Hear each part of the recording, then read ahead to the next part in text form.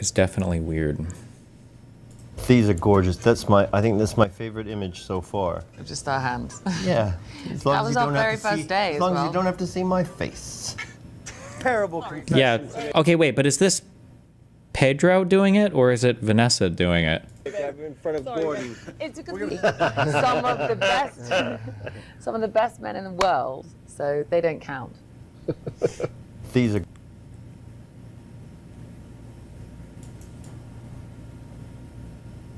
They're both very touchy. These two are. I don't know anything about them or if they're dating other people or what, but these two people are absolutely. I've never been more sure of anything in my entire life. Okay, as a master, I know 100%. I can immediately identify two people. Okay, there's the very subtle cue if you're paying attention of them being in a normal conversation and her having her hands all over him. Jesus Christ!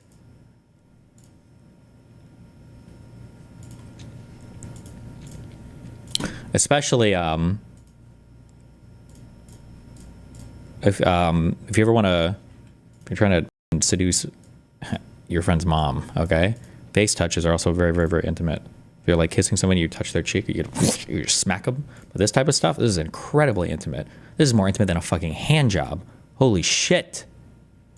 These two are fucking 1 trillion%, all right? She's pregnant? Huh. Yeah, with baby Pedro, maybe. 1 second. Oh!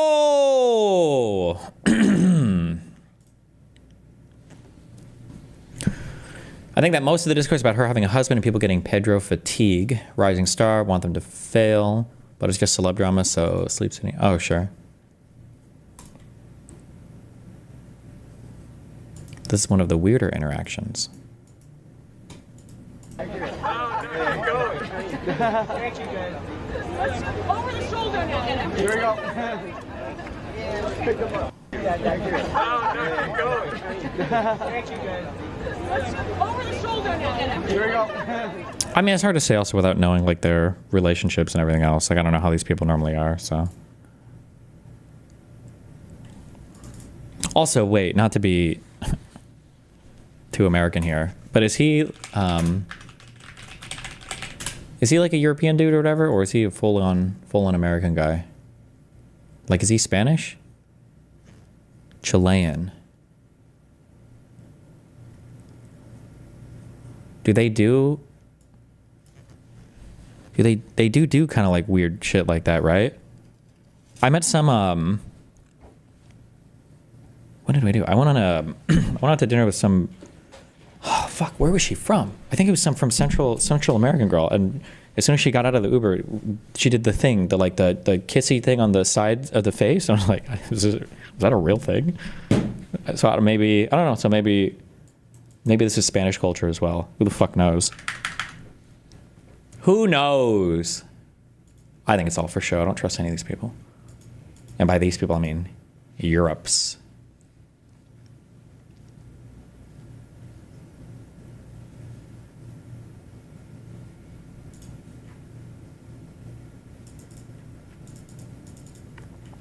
I'm Chilean. We say hi to women to a kiss on the cheek most of the time. Nice.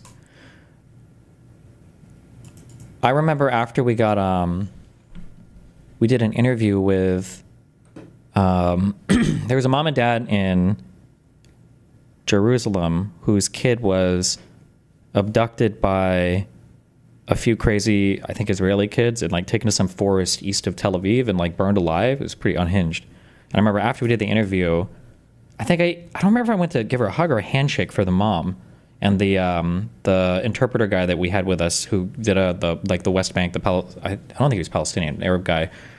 He was like, "Don't do that." And I was like, "What?" He's like, "Don't. That's just not appropriate." And I'm like, "Oh, okay. I didn't know. My bad."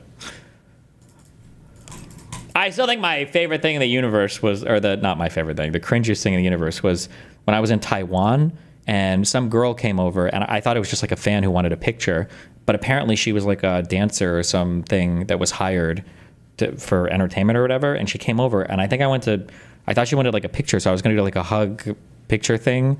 And then, but she was like, don't And then her bodyguard or whatever was like, don't put your hands on her or whatever. And I was like, okay. And then we posed for a picture, but I don't know what the fuck we were doing. If you've ever seen like that really awkward picture of me in Taiwan with my arms like over there, that's the girl who's got the picture of that. Oh my God, that was the most awkward fucking thing in the universe. Because apparently they had no idea who I was. I was like, okay.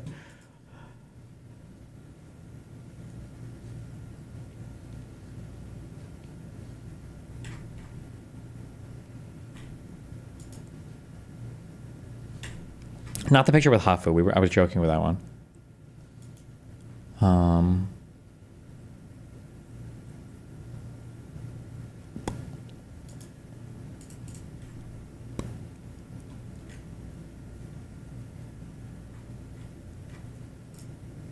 Fuck you guys. No one has it? Really?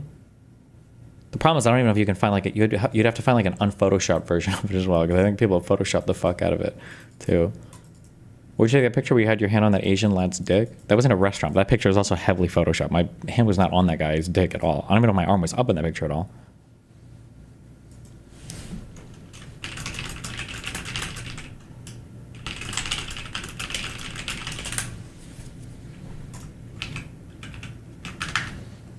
How many years ago was this? I don't know. When I was in Taiwan for StarCraft? Maybe 8 years ago?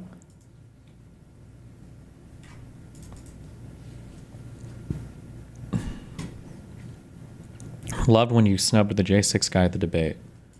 Wait, when? Oh, this one. Obviously my head has been enlarged here, but I didn't know what to do with my hands because, yeah, when I went to hug her or something, because if they put your hands on you first, I figured, okay, yeah. And then, yeah, but then the guy was like, you're not allowed to touch her or whatever. And I was like, okay. And I think I just like held my arms up. I was like, we'd take a picture, I guess. So fucking awkward.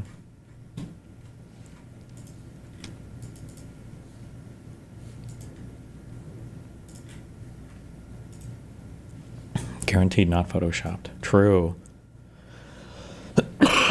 Wait, am I crazy? Or does Melina, or does she still look a little bit like that Sydney Sweeney person? Am I completely crazy? Who's the popular one with the boobs right now?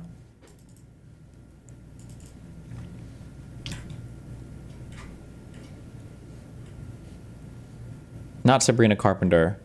Hanania was tweeting out.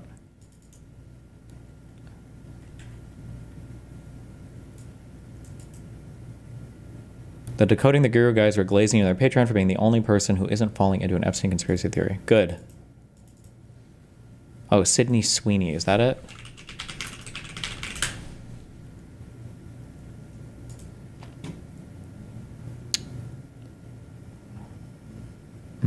Some of these I feel like she kind of does, and others like not even close.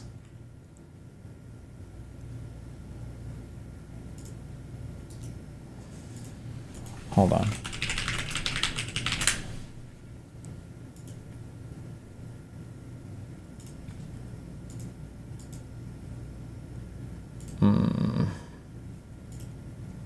Yeah, close enough. Yeah, close enough for me, okay.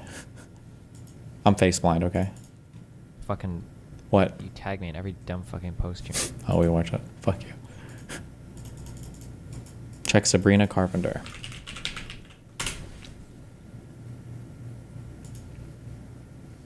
Oh, maybe actually. Oh, actually, no. This one's a lot closer. Oh, maybe this is what I was thinking about. I feel like Sabrina Carpenter and Sweeney are like in the same spot in my mind. Is one an actor and one's a musician, right?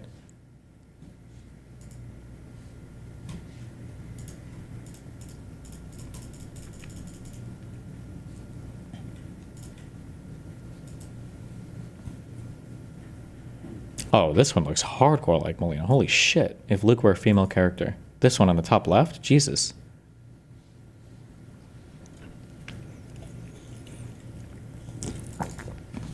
Did you like the Menu movie? I thought it was okay. I thought it was okay. But that actor who does the lead chef guy, he elevates it to amazing. I feel like that guy always gives just a really great performance. The guy who plays Voldemort and everything, he's just a really good actor. I just like him, I think, every time I see him. Oh God. I usually, when me and Melina were dating or married, I would like retweet her pictures or whatever. And then I think, this like was on my feed. I was like, oh, Melina or whatever. And I just retweeted out looking at it. But the tattoos is obviously not Melina.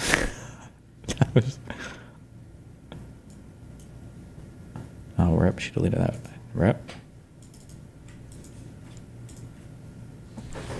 Okay. Somebody needs to help me, okay? I have one fruit fly a day that spawns in this room. I don't know how or why. So, like, it's not one per day. It's like one every 3 days. So, like, I have a little fruit fly trap that I bought, remember, like a month ago. And it's caught, like, 11 or 12 of them. So it's not like 100 of them, like, are all spawning. I don't know how, like, I get, like, one every few days that spawns. How is that possible? Like, where is the, like, one just coming from? Do you have a physical type? I like all types of people, as long as you're not obese or, like, severely underweight. Put bleach down your fucking drain. But I put, like, soap and stuff down the drain. Why? How could they be coming from the drain?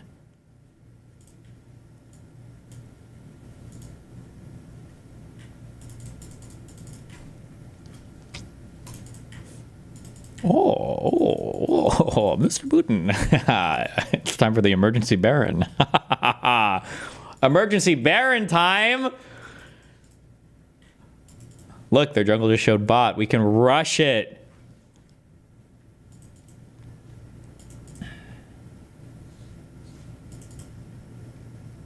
Unironically, it's the drain. That's where they lay their eggs. And they're laying one egg at a time?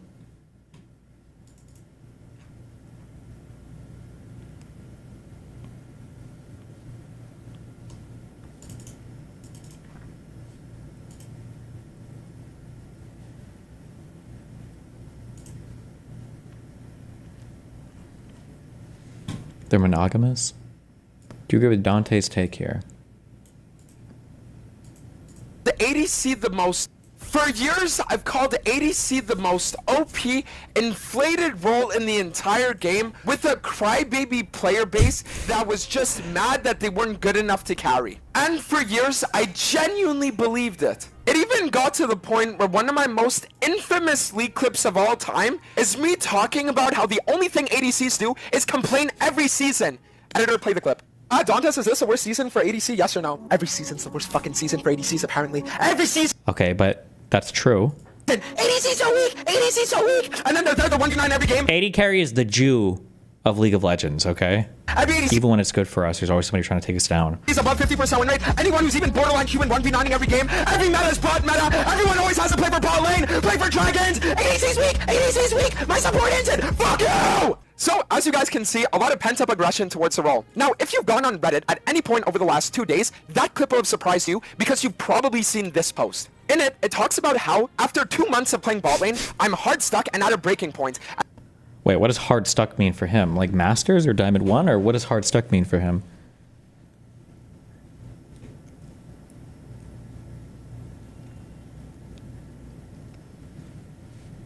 Diamond 2? And over the course of the entire post, it quotes tweets that I've made talking about how unfun the role feels. Wait, he was in Challenger, right? Dante must have been, right? And instead of sitting here and making excuses, or telling you guys that's not what I really meant, or say that Reddit is taking things out of context, instead I'll say that they're 100% right. I can unequivocally, without a shadow of a doubt, tell you that after almost 600 games of playing ADC, this is the most unfun role in the entire game. Before we continue, let me give you guys a little breakdown of my league experience. What is ADC? Explain it to the rest of us. So imagine, like you're me, okay? And imagine you have to do research for 50 million fucking topics. You have to debate people. You have to be on your best behavior the entire time. You can't make a single mistake in the debate, in any part of your life. You can't do anything ever, fuck up ever. And when you do that, sometimes people view you as being like somewhat OP. Wow, this guy can debate like all these people. He's so good or whatever. But then if you make a single fuck up ever, you have to spend the next like 3 weeks listening to everybody talk to you about how you need to be nicer to people, or you should have been more rhetorically effective here, or whatever, blah, blah, blah. That's like that role, but in a video game, basically. experience. I have about 20 to 30,000 games on jungle. Back in season 10, I peaked Grandmaster on Hecarim mid and top lane only without playing a single game of jungle. And whenever I get filled support in Grandmaster, Master Challenger games, I most of the time always win. So going into this challenge, the only role that I knew that I never really experienced was Marksman and ADC. My only real experience with Marksman was playing Kindred for a couple thousand games, but even on Kindred, most of the time I can barely average a positive win rate. And let me just tell you, it is absolutely miserable. To clarify just one point before we continue, I don't think that ADC is necessarily weak. I just think that it is so unfun and mind-numbing to play that it makes it feel infinitely weaker than it actually is. You see, when you're playing other roles, there are a multitude of ways that you can get resources. Top laners can go for TP plays or roams out of base. Junglers can gank, invade, secure neutrals. Mid laners can shove and roam, TP, or even roam out of base. And supports, as we know, love leaving bot lane, so they're always going to be out looking for their missing dad. But the issue with bot lane is that you can't do any of that. Your agency in the game is limited to just how much you don't die. That's the extent of the role. Just don't die. For every other role in the game, there are ways to get ahead in the early, mid, and late game that work independently of your team. These can work in the way of engaging team fights, flanking, teleport plays, split pushing, or even setting up traps in bushes with CC and things like that. But The mark of a good AD carry, I don't know if this has changed in the 10 years that I played, but the mark of a good AD carry is, what time is it in the game? Oh, it's 10 minutes. Okay. Do you have at least 100 CS? Yes. Is your score 002? Yes. Cool. You're doing really well. Keep it up. Don't die. Fucking retard. Thank you. But the issue with ADC is that you are afforded none of these options. None of the ADC champs are really engaged champs that can just go in and wreak havoc single-handedly. You also can go for flanks, or else you're going to be getting shot out of the sky. Teleport isn't a rune that's ever taken on 99% of the roster. And if you ever try to split push or shove lanes alone, then chances are you're going to get 4-man by the Avengers, and you're back to base before you can say fuck. When for years people used to talk to me about lack of ADC agency in the game, I used to say they were coping. But after actually playing the role, I know exactly what they mean. Because the problem is that you seriously can't do anything on your own. And I don't just think it's streamer debuff either of people going out of their way to focus me, but it just really sucks that you have to make sure that either your jungle or your support are on the same page of you, if not even both. Because if they're not, you are not allowed to even walk up for the wave. Whereas a jungle's game is played on camps, neutrals, and ganks, or a support's game is played on engaging fights, roaming, or top laner's game is based upon split pushing, flanking, and engaging, an ADC's game is entirely based around waiting for something to happen and then just reacting. You can very rarely, if ever, start the fights. You cannot shove out waves alone. You really just can't do anything. Unless you're being escorted by your entire team, then you just need to sit there, take the L on waves, which is the only way that you're gonna get gold anyways, unless a fight breaks out, and then just pray for the best. And I know what you're thinking. You're probably thinking, but Dantes, we already knew this. On Jutu's Filter Challenger climb, he had a 46% win rate on ADC. Whenever any other jungle content creators do ADC challenges, they never make it out of Masters, if even Diamond. And whenever you see any actual Challenger ADC mains doing any kind of unranked challenger, they are always do it with either a support or a jungle. But I thought I knew the secret. I thought the reason why all these people weren't finding success with the role wasn't because it was actually weak, but it was because they weren't building properly. But the truth is that no matter what you build, the agency just isn't there because builds aren't going to affect your actual impact within the game. I know that's a bit of a confusing statement, so let me break it down. If I'm playing a champion like Draven, for example, and I get to have 3,000 health versus 2,000 health, if I'm walking up to the mid-wave alone, or if I'm trying to split push, or if I'm trying to engage fights, I'm still just gonna... Isn't that the point of AD carry? You're able to output absurd amounts of constant damage, whereas other roles can be bursty or tanky. AD carry shred tanks, take objectives, etc. with constant damage. Correct, Jardules. That is a very good analysis of the role 12 years ago. But I think the problem was literally... every single fucking champ in the game started to be able to shit out unbelievable amounts of damage on basically an unlimited cooldown with, or like zero cooldown with unlimited mana, energy, other types of resources, and infinite resets and everything. And it was like, oh, okay, I guess everybody can just do. Gonna die no matter what. So no matter what my builds are, the fundamental issue with marksmen as a class is that they're just not allowed doing anything on their own. I went from locking in Hecarim every game and being able to look at a team comp and say, yeah, I can one-shot 4 of them, to playing a marksman, and if I ever try to walk up for a wave, I have to think to myself, are all 5 of the enemy members on the map? No? Oh, I guess I'm gonna die to all of the missing ones then. Yep. And I'm telling you, it just... No, he misspoke there. Wait, does anybody know he misspoke one word? Anybody know which one word he misspoke there? Hold on. All 5 of the enemy members on the map? No? Oh, I guess I'm gonna die to all of the missing ones then. And Correct. He said, oh, if there's any enemy missing, I guess I'm going to die to all the missing ones. What he meant to say was any of the missing ones, including the enemy support. members on the map? No? Oh, I guess I'm gonna die to all of the missing ones then. And Why does his mic sound bad? It doesn't. That's what he sounds like in real life. I'm telling you, it just really sucks. When the CIA wants to torture people, they shouldn't be waterboarding them. They should just be putting them on Draven bot lane with a Nautilus support against a Tristana Yuumi and force them to watch as their jungler decides that he's gonna path top for the Malphite versus Sion lane, and then the enemy Elise is 3 camping you at 2 minutes. For literal years, I never understood how every ADC could hate their jungler to the point that they did. But I'm telling you, I get it now. I think for me, the reason why I never understood is because I was my jungler every game, and I knew that I'd be pathing bot in 95% of my games, I'd be securing Dragon Soul, and I'd 1v9 with any leads given. But after playing in the absolute elo hell that High Emerald Diamond Fort is, the amount of war crimes that I've witnessed make me view the people that play jungle differently now. What do you mean you're gonna play Zyra jungle and get outfarmed by the Wukong that's gonna have 3 dragons at 18 minutes while you secure grubs? What do you mean you're not gonna skip your grub to just gank butt on the timer that would allow you to get a free double kill because you want to get that extra 4 CS? What do you mean we're not gonna dive the enemy ADC that's alone when we see that the support is roaming and we have a 3 stacked wave? It is absolutely infuriating. The truth is that junglers are the captain of the ship that sails down Summoner's And Rift. they'll be like, no, I have to path top to gank top. And like, meanwhile, top are like 2 of the tankiest motherfuckers you've ever seen in your life at full HP with both of them. And he's going to do a full clear on the way up there. And it's like, bruh, we're crashing 3 waves into this tower. Enemy ADC is alone. You just hit level 6. Can we just like, it would take you 2 seconds. You could literally whisper at this guy and he would die. And it's like, sorry, got a path top, gromp up.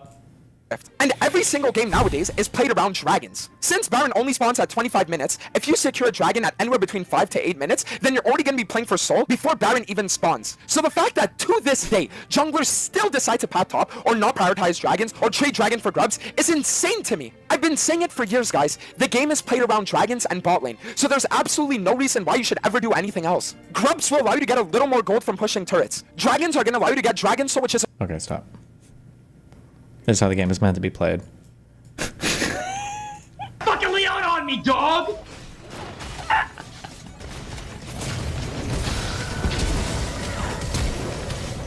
Hit him! Get her! Go down, foot down, down, down! Don't run away, thank you. Fucking kill her. He's gonna miss the W, and I'm gonna rage.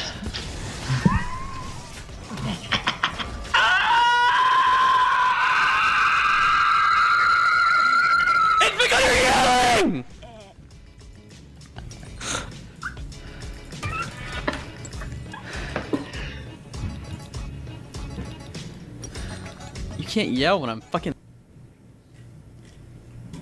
I need the slam one. Where's the slam one?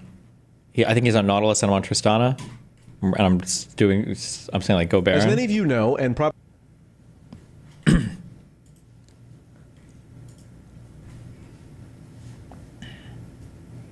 Genuine question, why do people like this game? I don't know, why do people like cock and ball torture, dude?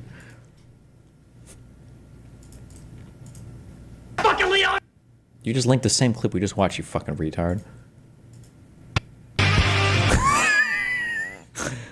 I'm sorry, Moon. I love you. I'm sorry. But this is my favorite. Bro, when you went into a league stream and the cam was off and the music was up, you knew that we were tilted as fuck.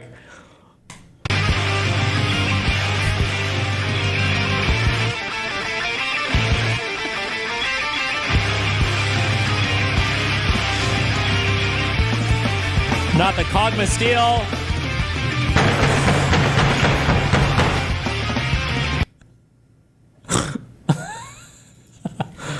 Oh shit.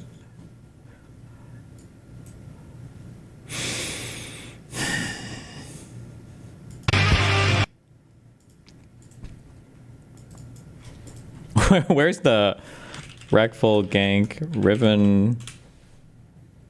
You gonna jump on me in a sec?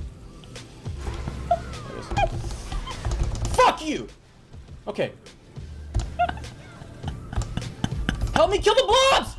No!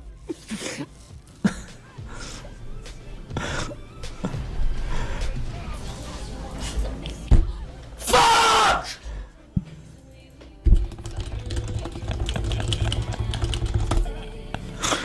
Oh my boy!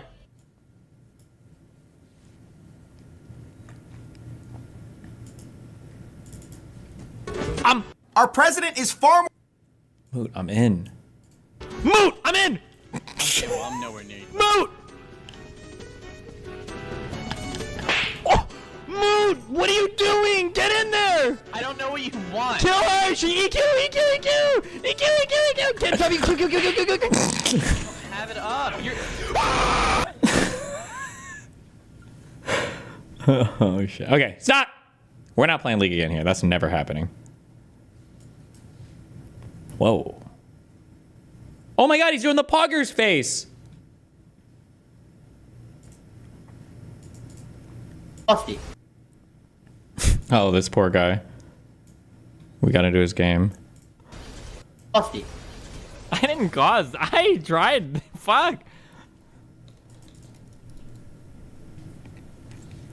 Fuck, we should have won a Baron, man. We could have done that, Baron. We would have all fucking ran there. We had 2 timers. He's fucking crying, dude. He's fucking crying. Look at his stream. Look at his fucking stream. You did that, you piece of shit. Look at him. He's fucking crying. It's your fucking fault. Listen, okay. He's literally fucking crying. You're such a fucking dick.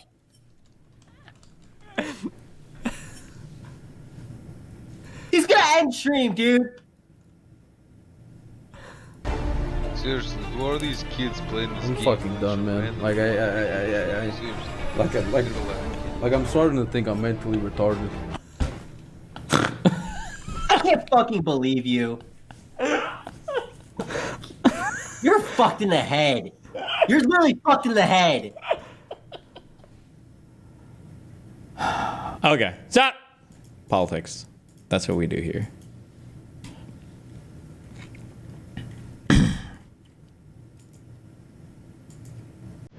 Okay, what's going on with my boy J-Dog? Oh, okay, you found this one, thank you. Go Rift runs mid. Thank you, Steven. You're a genius, dude. How do you do it? You're a fucking statistician. Get me out!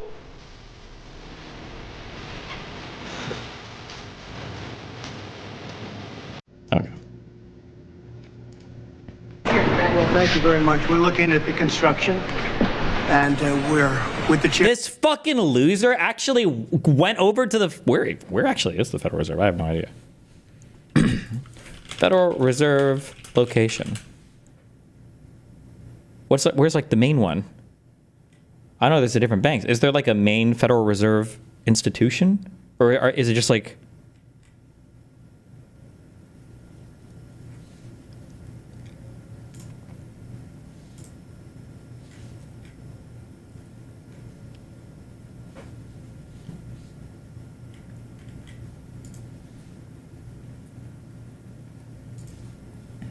It's like 2 blocks from the White House? Wait, are the Federal Reserve districts the same as the circuits for the courts? No, I don't think they are they?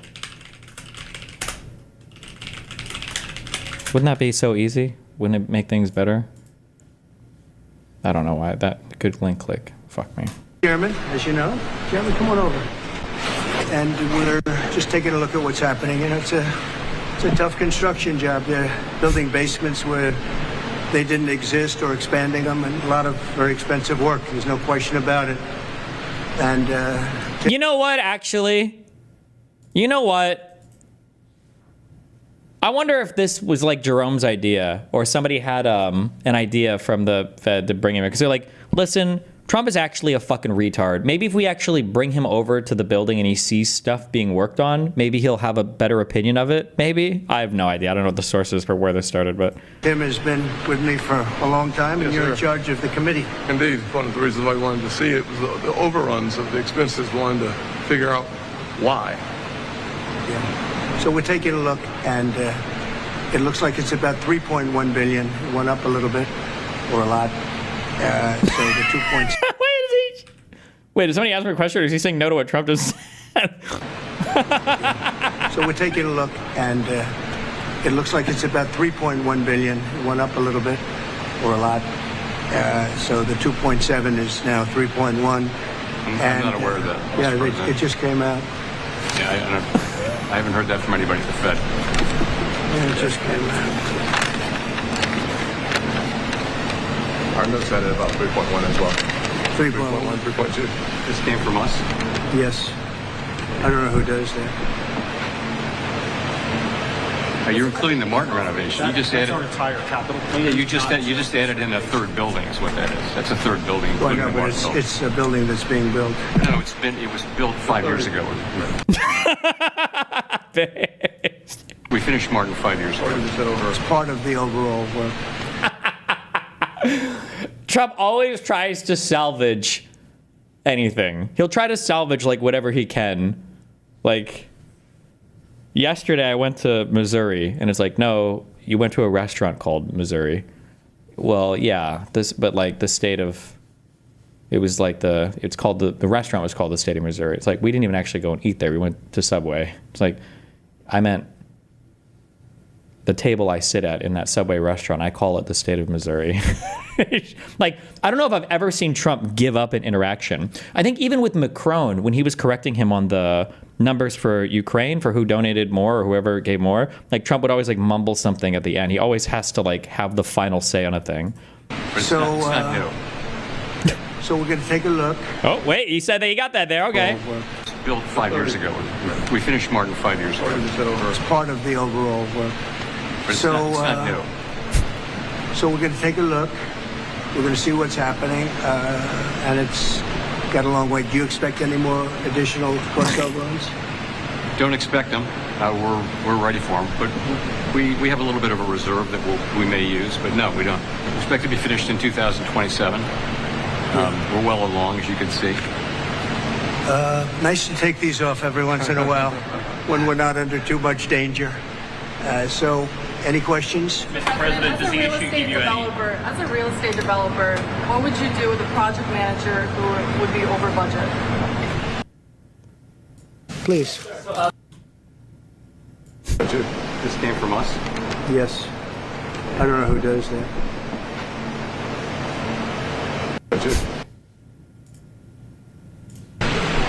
Generally speaking, what would I do? I'd fire him. Do you think this issue, Mr. President, gives you cause to do that? Well, I'm here just really with the chairman. Wow. He's showing us around, showing us the So work. insightful. And so I don't want to get that. I don't want to be personal. I just would like to see it get finished. And in many ways, it's too bad it started. But it did start. And it's been under construction for a long time. It's going to be a real long time because it looks like it's got a long way to go. Yes, sir. So, Mr. President, are there things the chairman can say to you today that would make you back off some of the earlier criticism? well, I'd love him to lower interest rates. But other than that, what can I tell you? The country's doing really well. I just briefed the chairman on the deal we made with Japan. Japan is putting up $550 billion in order to lower their tariffs a little bit. That way they have a little bit lower tariff. What does that even mean? Japan is putting up $550 billion to lower their tariff. What the fuck does that mean? And they also opened their country to free trade. Which Oh my God! Japan has free trade now? Whoa! Where's our claps? Oh! nobody thought was even a possibility. And we get a zero tariff in the free trade. We don't pay tariffs, and they're going to pay 15% on everything they send into our country. So. Oh, they're paying the tariff. That's great. But I thought we just said that we were going to have free trade. That doesn't sound like free trade at all. That sounds like a 15% tariff trade. That sounds like the opposite of free trade. It's great. But they put up, as you could call it, seed money. Let's call it seed money. You could call it anything you want, but it's... Well, why don't we call it what it actually is, maybe? Wouldn't that make more sense? It's a total of $550 billion. So nobody thought any of that was possible. And it's wonderful. And we're doing pretty well with the European Union, likewise. And we have some others. They're all really... What is it? It just sounds like more of this nonsense of like, people are investing so much in the United States. You're just talking about random foreign direct investment, random capital investment. Like that's all it is. Big, and our country's going to make a lot of money. We would be helped if interest rates would come down, but we're going to see how the board rules on that soon. I'd love to see them come down a lot. But we have a country that's thriving. We had a dead country 1 year ago. Today we have the hottest. Well, now it's repeating the hottest country. Everybody wants access to the United States. It's the same talking points. This country anywhere in the world. And we'll get this one finished. Thank you. All right, just listening in there to President Trump talking about this, what he mentioned with their Jerome Powell about some of these conversations, that trade deal with Japan, but also the upcoming Fed Reserve meeting next week. It's unlikely, though, that the Fed going to be dropping rates. He also said and heard there just a real candid moment talking about President Trump saying that price tag increased to $3.1 billion. Fed Reserve Chair Jerome Powell refuting that, saying it was a different building entirely. We're also getting this, a live picture there as the tour continues on. You can see parts of this, the facade of this Fed Reserve building being worked on, renovations, restorations in place as President Trump and his allies say a $2.5 billion renovation of the Fed headquarters and a neighboring building reflects an institution run amok. The Fed allowed reporters to tour the building before the visit by Trump, who in the real estate career has bragged about his lavish spending on architectural different ventures there. The visit is an attempt to further ratchet up pressure on Jerome Powell, whom the Republican president has relentlessly attacked for not cutting borrowing costs, dubbing him too late. Trump's criticisms have put the Fed... Why does he want interest rates lowered? Short-term economic boom. That's all he cares about. Independent institution under a harsh spotlight, undermining its independence could reduce the Fed's ability to calm financial markets and stabilize the U.S. economy. On Thursday, reporters wound through cement mixers, front loaders, and plastic pipes as they got a close-up view of the active construction site that encompasses the Fed's historic headquarters, known as that building, a second building across the street at 20th Street in Washington. Fed staff who declined to be identified said the greater security requires rising material costs and tariffs, and the need to comply with historic preservation measures drove up the cost of the project, which was budgeted in 2022 to be $1.9 billion. This, according to reporting from the Associated Press. I recently successfully defended my PhD. I finished it in 5 years, in large part thanks to you. Without your stream, it would have been 4. Good one, bitch. President Trump making a rare visit to the Federal Reserve, generating a...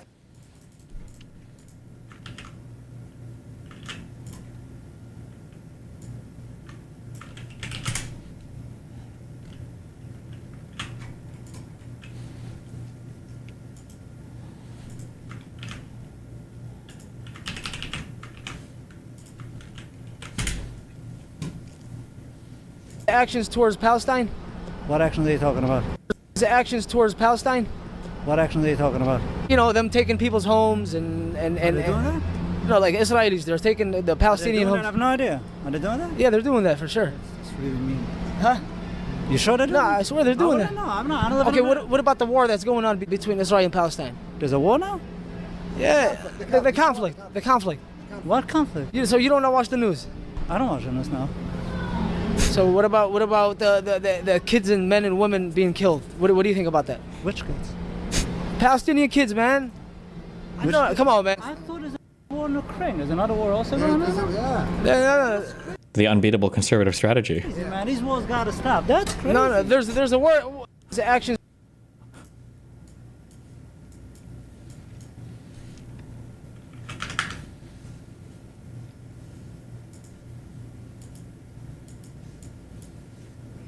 What Powell is telling allies as Trump pressures him to resign. Federal Reserve Chair Jerome Powell has told multiple associates and allies that there's no chance he will bow to President Donald Trump's calls for him to resign, vowing to withstand several more months of the president's unprecedented multi-pronged assault over Powell's refusal to lower interest rates. The top central banker has privately argued that he must stay put for more than just personal reasons. The fate of his chairmanship is now linked with that of the Fed's overall independence, according to people familiar with the discussions. He said that stepping down now would undermine the institution's longstanding freedom from political interference.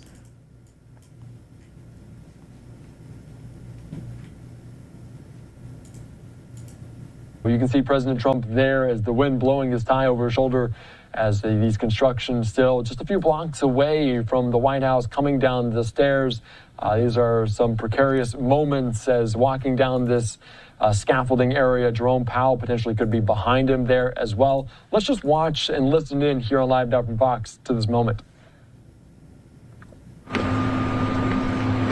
Well, thank you very much, everybody. And it feels very good, actually, to be back on a construction site. You know, if you remember, not so long ago, we rebuilt the old post office into the Trump Hotel, and we sold it to Waldorf Astoria.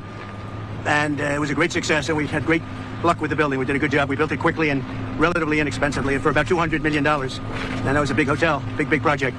But we looked around, and Tim Scott's here someplace. Tim, come on up. You saw what we saw. And the big thing is to get it done. They have to get it done. They have to get it finished. And very importantly, we have to get interest rates lowered in our country. Our country is the hottest in the world right now, but the one section, people are pretty much unable to buy housing because the interest rates are too high. We have no inflation. We have a lot of cash coming in. The tariffs have been unbelievable now. People that didn't even believe in tariffs are saying, what a great move that was. We have hundreds of billions of dollars coming in. Japan, just on one deal, is paying us $550 billion. and they opened up their economy. It's incredible, the deal. And they're happy, we're happy, everybody's happy. But we should have the lowest interest rate of any country, and we don't. We should have. Every point is worth $365 billion. So we want to get the rates down, but we also want to get the Fed building finished. So I met with the contractors, we toured it with the chairman, and we had a very good tour, and we'll talk to you about it sometime. But Tim and I, we sort of understand what happened. Yeah. Too expensive. Bottom line is this, that Americans deserve to become first-time homebuyers. President Trump has created the best economy in the world. The one thing that would make it better is lower interest rates. Full employment is even more possible. Wages rise faster as interest rates come down when your employment is at 4.1% because of your leadership. We have revenues coming in at record-breaking, maybe last month even more revenue coming in than bills going out, which is remarkable. They found $26 billion. They said, where did that come from? Nobody, I think that's been many, many decades since that happened. I can't remember that. They found $26 billion last month, and they said, where did that come from? I said, why don't you try the tariffs? Said it was true. We're taking in hundreds of billions of dollars, and our country's doing great, and we have no inflation, and the numbers, the job, everything is good. The one thing we have to do is get housing prices down and the interest rates down so people can buy the house, because they're all making money, but they can't get the interest rate down. We have to. Amen. All right. And he's been my friend for a long time. You've been on a number of construction sites. Did you see mismanagement going on or funds that aren't? Well, I see a very luxurious situation taking place. Let's put it that way. And I was given a very nice tour by the head of construction. And, look, if you look over here, they're trying to open up the basement. When you open up a basement, first of all, it's the worst space. Always a basement is the worst space in a building. And it's also the most expensive space to build. And especially here because you have a water line. They're going down into the water, so they have to build what's called a reverse bathtub. The water has to be kept out. It's very expensive construction. So it would have been good if they didn't build it. It would have been good if they didn't do certain other things. If you look at the kind of protection in the hall, have you been able to get in the hall? You saw the protection of plywood. I mean, that was a lot of money just to protect it for a period of time. I would have done it very gingerly and easily and not have to spend, millions of dollars on protection. And there are things that could have been different. Look, there's always Monday morning quarterbacks. I don't want to be that. I want to help them get it finished. It's been going on for years, and I want to help them get it finished. And what we really want to do, and I think I can speak for Tim, and I think I can speak for the entire Senate, we can speak for everybody, frankly, is we want to see interest rates come down. Our country is booming, and the interest rates is a final little notch. And if you look at Europe, they've lowered 11 times in a short period of time. We've lowered 0. And, they are competition, although we're in the process of probably making a very good deal with them, too. They want to make a deal very badly. So we're making a deal. We just completed our deal with Indonesia. We just completed our deal with the Philippines. We're making unbelievable deals, and the money is pouring in. We want to get interest rates down. But on interest rates, at some point, does the level of interest rates now slow economic growth? Yeah, it never helps it. If it's high, never helps it. Well, it's already, as good as we're doing, think of how well we'd be doing. We'd be like a rocket ship. As good as we're doing, we'd do better if we had lower interest rates. And we should. We're prime. Don't forget, without us, the whole world collapses. So we should have the lowest interest rate because, you can talk about Switzerland.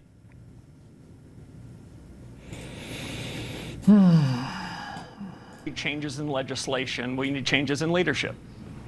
Regime change. Regime change in everything the Fed does so that when we get hit by new facts, the new leaders have credibility and don't have to fight the last war. They can take on the challenges in front of us, which is probably a productivity boom that's going to lead the U.S. to win the 21st century. You want the job?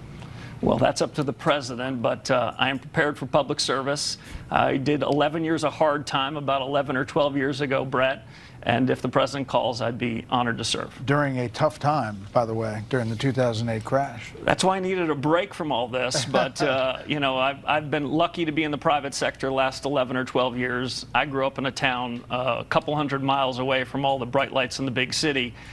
Why do these people hate American allies? Because when you're narcissistic and retarded, everything in life is a zero-sum game. So, if you see other people eating or having something or doing something, you literally view it in your mind as a zero-sum game. If a MAGA person walked into a room with 10 people masturbating, he would think that he was being deprived of 10 orgasms and would tell everybody to stop. That's why they're trying to ban porn. It's every single thing is zero-sum, and every time somebody else is winning, it means you're losing. That's how they view the world. This would be my way to do public service, but again, that's not my decision to make, it's the president's.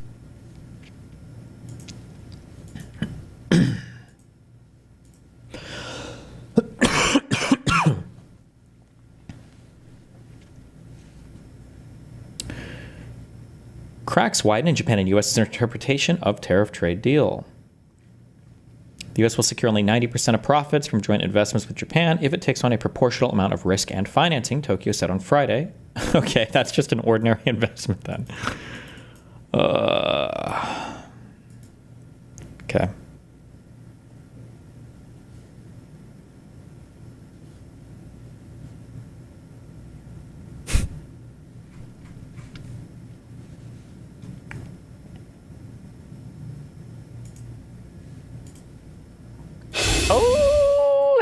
and Commerce Secretary Howard Lutnick. Now, Trump says the cost went from 2.5 to 3.1. It's the overall project, apparently. Powell disputed that. But the whole point that President Trump was trying to make is this guy's holding up our interest rates, God bless him. But it doesn't seem like they can even manage a sprawling project. They're like, oh, the windows are expensive. They're blast-proof windows, billions of dollars. It's unbelievable. They are losing so much money. The way they're managing everything is so bad. And then they spend $3 billion. And I love the name, by the way, the Fed Mahal. I mean, how great is that for Taj Mahal? It's so funny. In the end, President Trump said, well, he thinks that Powell will do the right thing. But there's a rate perhaps decision from the board coming up shortly. They're meeting next week. So, the president's trying to be, come on, do the right thing. You got to remember that every point saves the United States of America $360 billion. So cut a half. And at least every point saves the United next week. So, the president's trying to be, come on, do the right thing. You got to remember that every point saves the United States of America. What is he talking about? How great is that for Taj Mahal? Am I retarded? In the end, President Trump said, well, he thinks that Powell will do the right thing. But there's a rate, perhaps, decision from the board coming up shortly. They're meeting next week. So, the president's trying to be, come on, do the right thing. You got to remember that every point saves the United States of America $360 billion. So cut a half. What's he talking about when he says that? He's talking about debt financing? Is that an ordinary thing? If you cut an interest rate lower, can they just like instantly refinance the debt? How does that work? Why would you willingly give back your treasury bond for a lower interest rate? Why would you do that? All new debt taken on. Oh, okay, sure, for new debt. And at least give America $180 billion. Come on. I mean, that's what Donald Trump is trying to do. Just cajole the guy into saving us only $180 billion a year. It was a classic Trump move, though, going over to the building. It was like The Apprentice. I thought someone's about to get fired here. But he was asked if he would stop criticizing Powell at one point. Are there things the chairman can say to you today that would make you back off some of the earlier criticism? Well, I'd love him to lower interest rates. Other than that, what can I tell you? Okay, he's having some fun there, but we don't have to belabor that point. We'll see what happens. I want to talk about the trade deals. Big deals, Indonesia, Philippines, and then Japan, which is a very big trading partner. Japan has its own trade deficit, pretty big one, but not with us, about $64.9 billion trade surplus with the United States. There's so many interesting things about this, but the $550 billion investment in the United States, I asked Secretary Bessent this last night, how will that actually be spent? Because American manufacturers are like, we just want American businesses here. In your opinion, what reason is there to give ICE $170 billion? The total U.S. police spend is estimated at $135 to $140 billion. Like, why give ICE access to that and all our Medicaid records? Because they're obsessed with the immigration thing. There's so many interesting things about this, but the $550 billion investment in the United States, I asked Secretary Bessent this last night, how will that actually be spent? Because American manufacturers are like, we just want American businesses here. We're not interested in helping the Japanese set up more businesses here. We want American companies and American workers. Exactly. That's the misunderstanding. This is not Toyota investing in America. This is literally the Japanese government giving Donald Trump $550 billion and says, go. Like, what does that even mean? Like, do you think this guy feels any shame and how unbelievably fucking retarded the shit that he says is? So Japan, the country, the government, their treasury, what part of Japan is literally giving Donald Trump personally $500 billion? Dollar equivalent? Yeah. What the fuck is even, what does that sentence even fucking mean? Exactly. That's the misunderstanding. This is not Toyota. Yeah. Is he talking about Mr. Japan? Investing in America. This is literally the Japanese government giving Donald Trump $550 billion and says, go fix whatever you need to fix. I'll give you an example. Generic antibiotics, right? We don't make antibiotics in America. They're made in China. How are we going to fix that? Because China sells them for half. So no one's going to. Is that even true, or do we manufacture a fuck ton of generics in the U.S.? I forget. I feel like I looked this up. Where are drugs manufactured most in world? U.S. does 10%.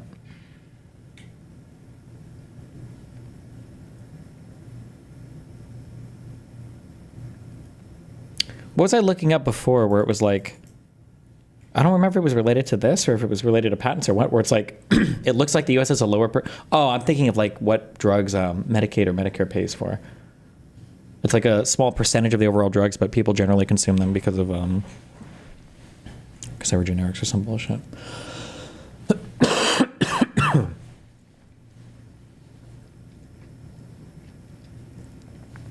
I'm guessing this must be for the drugs that we consume in the United States, right? That'd be my guess. Going to go into that business. Donald Trump can take the Japanese money and say, let's go build a factory. Let's get an American company to operate it, right? We'll lease them the factory. And if they don't make much money, so what? That's the beauty of this deal. This is them putting $550 billion. That's why Donald Trump calls it a signing bonus, right? They cut their tariff costs by giving Donald Trump the money to invest in semiconductors, shipbuilding, critical minerals, pharmaceuticals. Like, what the fuck does that even mean? So it's just money with no strings attached, or what? That's the beauty of this deal. This is them putting $550 billion. That's why Donald Trump calls it a signing bonus, right? They cut their tariff costs by giving Donald Trump the money to invest in semiconductors, shipbuilding, critical minerals, pharmaceuticals, right? Critical minerals and rare earths. He can build anything he wants to make America powerful. I mean, if you want to talk about tariffs working, is there a better way to say he gets $550 billion to invest in America the way Donald Trump wants to do it? I mean, that is awesome. And when we look at what's happened with China, for instance, I mean, China is having real problems with its manufacturing right now. They don't have anyone to sell to. I mean, article after article after article. So some would argue that you don't really need a deal with China. I know Trump is a deal maker. He likes doing deals. I know you like doing deals, but why just not have what deals? The tariffs in place? Why do we need a deal with China? They need to sell to us, right? They need to sell to us more than really we need to sell to them. I don't trust that they buy a lot of our products. I mean, we didn't feel it, right? Remember when it was 145%? Yeah. Did you feel it? But I tell you what, their factories were closing all over the place. So Donald Trump understands he doesn't need to do a deal with China. You know, the idea is we've got 30% tariff on them for this term, 25 from his last term, so they're paying 55%. And you know what he's thinking? That's pretty good. Let's just stay What about calm, the argument cool. that's being passed on to the consumers? You know, I've heard other people say there's not enough being said to dispute that at some point down the road, let's say there's not a deal. I frankly don't want a deal. I think it's working really well now, but I understand there probably would be a deal. But would those costs at some point be passed on to the consumers? I don't know how many months have to go by before the 2.7% inflation is actually 2.7% inflation, right? We put 30% on China. Why, when the experts, you know, these famous experts who say we're going to get inflation, where is it? You know where it is? It's nowhere, because the Chinese need to employ their people. So they eat it. Because they need to keep selling, and you know, at some point we need to balance ourselves, get our trade deficit down, get rid of them selling to Vietnam, who sells to us. Yeah, He's done that. Transshipping is a disaster for American companies. In every one of our deals, we say if it's got these other markets' content, 40%. So Donald Trump is on it, and that's why he knows he's going to make $700, $800, maybe $900 billion. Because if you put 40% on all of that stuff, so this is going to the bottom line of America. You know, who paid for tax on tips and no tax on overtime? Tariffs. And this will be American workers, not a glut of foreign workers, not a glut of H-1B visas, American workers and American companies. Right, this is Donald Trump chooses the deal. He chooses the deal. And then we go implement that deal. And the Japanese are saying, in order to buy our tariff down from 25 to 15, here's $550 car billion. car companies, I heard some grumbling from some of our friends over at some of the big car companies. Well, you know, when you're so in love with it, charging the other guy 25% and you only charge him 15. By the way, before April 2nd, you know we were charging them? 2. So now it's 15, and you know they're just not as happy as they were when it was 25. I love tariffs. I get it, but I love tariffs. I love tariffs. You and me, we'll go out together. Sorry, I love and we'll tariffs. get tariff will pay for dinner. I love tariffs. Mr. Secretary, great to see you. We're looking forward to what happens in Stockholm with the Chinese and also in European negotiations. We'll have you back. Thanks again. Hey, Sean. Okay.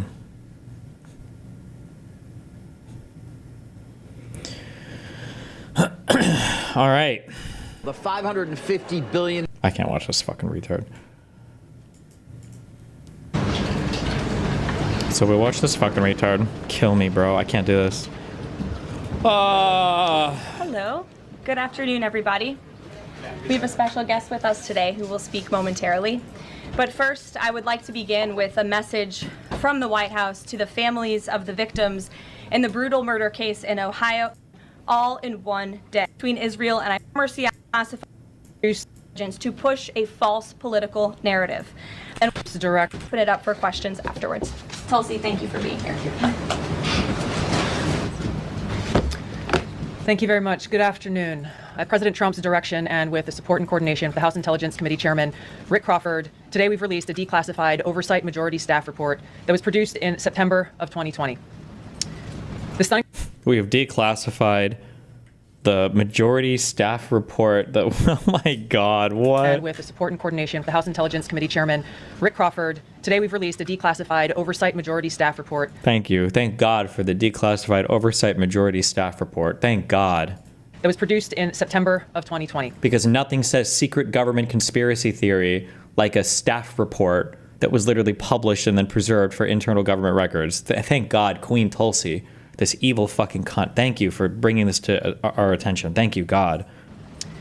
The stunning revelations that we are releasing today should be of concern to every American. This is not about Democrats or Republicans. This has to do with the integrity of our democratic republic and American voters having faith that the votes cast will count. There is irrefutable evidence that detail how President Obama and his national security team directed the creation of an intelligence community assessment that they knew was false. They knew it would promote this contrived narrative that Russia interfered in the 2016 election to help President Trump win, selling it to the American people as though it were true. It wasn't. The report that we released today shows in great detail how they carried this out. They manufactured findings from shoddy sources. They suppressed evidence and credible intelligence that disproved their false claims. They disobeyed traditional tradecraft intelligence community standards and withheld the truth from the American people. In doing so, they conspired to subvert the will of the American people who elected Donald Trump in that election in November of 2016. They worked with their partners in the media to promote this lie, ultimately to undermine the legitimacy of President Trump and launching what would be a years-long coup against him and his administration. We're here today because the American people deserve the truth, they deserve accountability, and they deserve justice. The records that we released on Friday that were ODNI records, Senator Chuck Grassley's release on Monday of what is known as the Clinton Annex, which was an appendix to the Department of Justice Office of Inspector General's 2018 report, as well as the House Intelligence Committee's majority oversight report that we're releasing today, all come back to and confirm the same report. There was a gross politicization and manipulation of intelligence by the Obama administration intended to delegitimize President Trump even before he was inaugurated, ultimately usurping the will of the American people. I'm going to go over the key findings from the House Intelligence Report, which investigated the claims that were made by an intelligence community assessment ordered by President Obama and published in January of 2017. First, Putin's principal interests relating to the 2016 election were to undermine faith in the U.S. democratic process, not show any preference of a certain candidate. In fact, this report shows Putin held back from leaking compromising material on Hillary Clinton prior to the election, instead planning to release it after the election to weaken what Moscow viewed as an inevitable Clinton presidency. In the January 2017 intelligence community assessment that President Obama ordered, what is that supposed to prove? John Brennan, who was CIA director at the time, and the intelligence community intentionally suppressed intelligence that showed Putin was saving the most damaging material that he had in his possession about Hillary Clinton until after her potential and likely victory. The report goes into great detail about the information that... Hold on, I'm sorry real quick. Just can somebody tell me, do we trust the intelligence community or not? Because I thought that all of it was fake news and we didn't trust any of them under Obama because they were all rigged and corrupt in the deep state. But we do trust this stuff? Or which one are we supposed to trust again? Or what part of it are we supposed to trust again? That Russia and Putin had on Hillary Clinton, which included possible criminal acts like secret meetings with multiple named U.S. religious organizations in which State Department officials offered in exchange.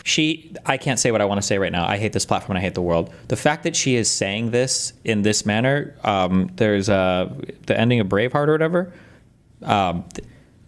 The fact that you would selectively leak stuff here without more is unbelievable. It's unbelievable. This is an unbelievably treacherous thing to do. But for supporting Secretary Clinton's campaign for the presidency, significant increases in financing from the State Department. They also had documents that showed the patronage of the State Department to State Department employees who would go and support Hillary Clinton's presidential campaign. There were high-level DNC emails that detailed evident employees. They also had documents that showed the patronage of the State Department to State Department employees who would go and support Hillary Clinton's presidential. What the fuck does that mean? They donated to a political campaign, or they were bribed to work for them, or what? Campaign. There were high-level DNC emails that detailed evidence of Hillary's, quote, psycho-emotional problems, uncontrolled fits of anger, aggression, and cheerfulness, and that then Secretary Clinton was allegedly on a daily regimen of heavy tranquilizers. Then CIA Director Brennan and the intelligence community mischaracterized. Hillary? What? Was she so fucking overactive and so pumped up and energized that they had to trank her down to ordinary energy? What does that even mean? Can somebody link me this stupid fucking report? I hate that I'm even gonna fucking wait. Here's the actual doc sheet declassified. I hate my life and I hate my life and I hate my life that I would even look at any of this stupid fucking shit. What a waste of fucking time. Characterized intelligence and relied on dubious substandard sources to create a contrived false narrative that Putin developed a quote-unquote clear preference for Trump. Brennan and the IC misled lawmakers by referencing the debunked Steele dossier to assess quote-unquote Russia's plans and intentions, falsely suggesting that this dossier had intelligence value when he knew that it was discredited. The intelligence community excluded significant intelligence and ignored or selectively quoted reliable intelligence that contradicted the intelligence community assessment's key findings on Putin's alleged support for Trump. Remember the narrative on the Steele dossier, okay? Remember the narrative on the Steele dossier. This was an illegal thing that Hillary Clinton and Obama funded from some guy just to shit on Trump, okay? That's the narrative on it. But for some fucking reason, nobody in the political system and no mainstream media outlet, even though they were all supposedly aligned against Trump, wanted to publish this until BuzzFeed Media did. For some reason, they all sat on it for who the fuck knows how long until BuzzFeed finally published this, even though they had this in their possession for months. Kind of weird how that works. Kind of weird how that... Including this intelligence reporting would have exposed the ICA's claim as implausible, if not ridiculous. The intelligence community assessment omitted reliably sourced information, such as how some Russian intelligence officials were quote-unquote planning for candidate Hillary Clinton's victory, while others assessed neither Trump nor Clinton would respect Russia's interests. As was reflected in the ODNI documents that we released on Friday, multiple intelligence community assessments released in the months leading... I'm sorry, hold on. I just looked this up because I didn't want to get the timeline wrong, because I honestly, I just didn't remember. Was the Steele dossier by BuzzFeed not even published until after the fucking election? It wasn't even published until January 10th, 2017. So what the fuck was so this was the master plan? The Steele dossier, the master plan to publish it after the fucking election? Leading up to the November 2016 election, concluded that Russia had neither the intent nor capability to impact the outcome of the U.S. election. On December 5th of 2016, the FBI and ODNI gave the House Intelligence Committee its first post-election classified briefing, in which there was no mention of Putin aspiring to elect Trump by either agency. The Presidential Daily Brief, drafted on December 8th of 2016, stated that no Russian or criminal actors impacted vote counts. This document was pulled just hours before it was to be published due to quote-unquote new guidance. If it had been published, it would have been briefed to both President Obama and President-elect Donald Trump. On December 9th, 2016, a National Security Council meeting was called to gather President Obama's senior national security officials, which included CIA Director Brennan, then Obama DNI James Clapper, Susan Rice, and others. Following that secret meeting, DNI Clapper's assistant sent an email to the intelligence community with the subject line, POTUS tasking on Russia election meddling, tasking ODNI leaders to create a new assessment per the president's request. The House Intelligence Committee Oversight Report that we released today reveals that, quote, unlike routine intelligence community analysis, the intelligence community assessment was a high-profile product ordered by the president, President Obama. It directed senior intelligence community agency heads and created matters after that, but if anyone has questions for Director Gabbard, you're welcome to ask them. We'll start with our new media seat as always. Emily, go ahead. Thank you. And Director Gabbard, this one is for you. Do you believe that any of this new information implicates former President Obama in criminal behavior?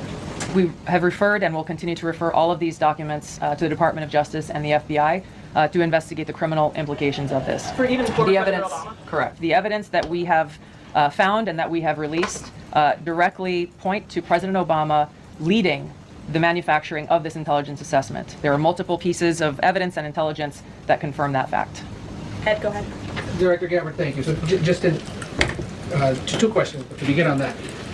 The president yesterday, you've inferred that the former president helped lead a coup. Based on what you now see, do you believe President Obama is guilty of treason? I'm leaving the criminal charges to the Department of Justice. I'm not an attorney, but as I've said previously, when you look at the intent behind creating a fake manufactured intelligence document that directly contradicts multiple assessments that were created by the intelligence community, the expressed intent and what followed afterward can only be described as a years-long coup and a treasonous conspiracy against the American people, our republic, and an attempt to undermine President Trump's administration. Why wouldn't they release all this before the election so that Trump loses? Like, how fucking retarded do you have to be a MAGA person? It's actually unreal. You must need like some kind of daily assistance or something to make it through the day. The Senate Intelligence Committee spent several years looking into this and unanimously agreed in a bipartisan fashion, Secretary of State Rubio was a member of that committee, that there was no political interference. There was a years-long Justice Department investigation into this as well that also concluded no political interference. So help us, from a 50,000-foot level, explain, what do you now have that refutes those two? Sure. I will encourage you, in my role as the Director of National Intelligence, my job, again, as I said when I came into this role, was to make sure that we are telling the truth to the American people and that we are ensuring that the intelligence community is not being politicized. So I'm not asking you to take my word for it. I'm asking you and the media to conduct honest journalism and the American people to see for yourself in the documents that we've released now, close to 200 pages, that point in multiple references, multiple examples, to include comments that have been made by senior intelligence professionals, who are some still working within these agencies today, that confirm the conclusions that we have drawn, that President Obama directed an intelligence community assessment to be created to further this contrived false narrative that ultimately led to a years-long coup to try to undermine President Trump's presidency. And it's your belief that those two previous investigations missed that or covered it up? I'm telling you to look at the evidence.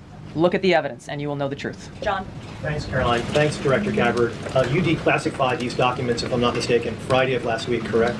We released them on Friday of last week, the first tranche, yes. This isn't the first time that President Trump has been president of the United States. He was president from 2017 to 2021. Well, you see, back then,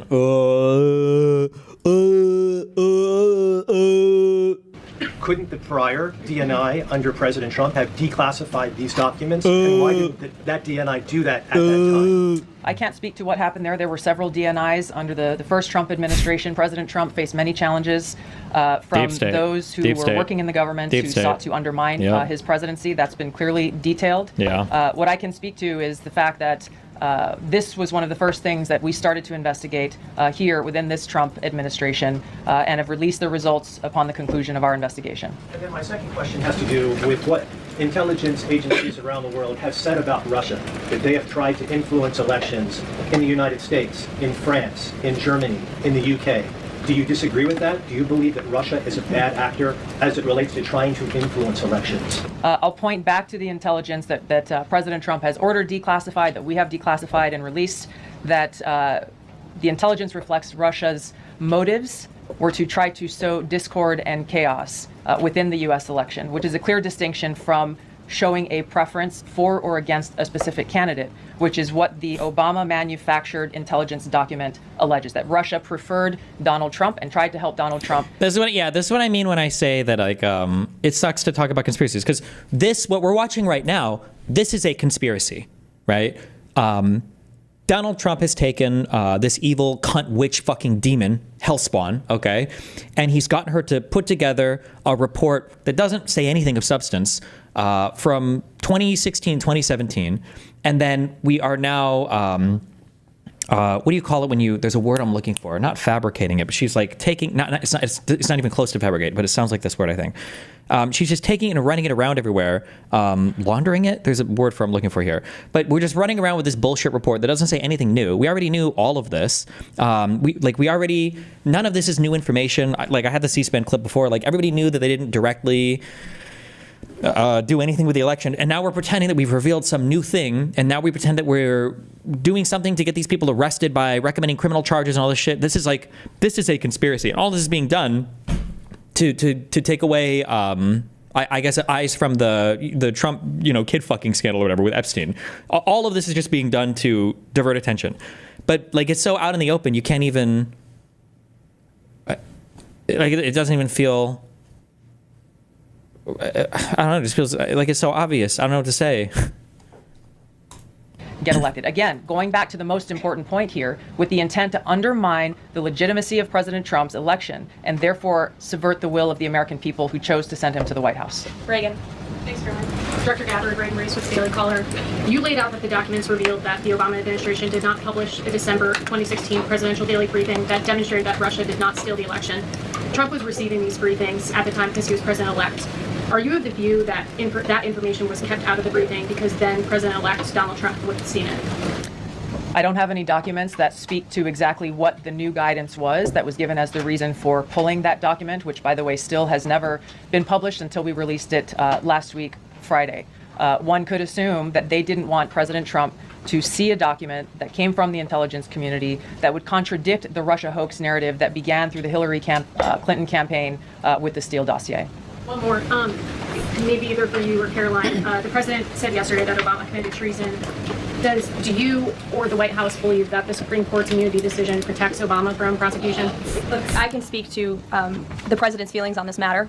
He spoke to all of you yesterday in the Oval Office, but I also spoke to him about this morning. And he wants to see all those who perpetuated this fraud against our country, who betrayed our country and the Constitution, to be thoroughly investigated and held accountable. And it's been 10 years of this. And I would just add, based on everything the director has said and declassified, all of you in this room should go through it and take a look at this report and review the intelligence, because unfortunately that hasn't happened. And many of the people who perpetuated this hoax, Clapper, Andy McCabe, James Comey, and many others, have been hired by major networks in this room to go on television and continue to spew these lies, knowing that they are lies. And if you all recall, just flashback to 2016 and the years after, the entire Trump 1 presidency was embroiled in this scandal that was perpetuated by the Democrat Party. And you had major Democrat Party officials in this city, namely Adam Schiff, Hillary Clinton, Elizabeth Warren, who went on television and told the American people Donald Trump is an asset of Russia. It was a lie. They always knew it. Hillary Clinton herself said that President Trump would be a puppet for Putin. Senator Tim Kaine at the time called President Trump Vladimir Putin's defense lawyer. Adam Schiff stated, and one of the worst things a lawmaker can do is to tell the American people, I know something you don't know, it's just classified and I can't tell you. And that's what he said. I can tell you that the case is more than that. I can't go into the particulars, but there's more than circumstantial evidence now.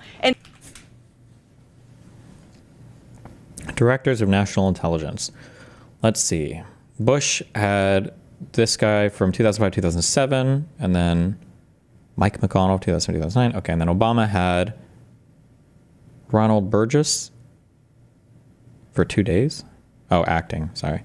Okay, so he had Dennis Blair for a year, James Clapper for like 6.5 years. And then we get acting, and then Donald Trump has Dan Coates for about 3 years, Joseph McGuire, acting, Richard Grenell, acting, John Radcliffe for less than a year. Nice. So how many did he go through? 4 of them? 3? He had 4 altogether, basically? I'm guessing this acting is like a holdover from the previous admin, right? Kind of?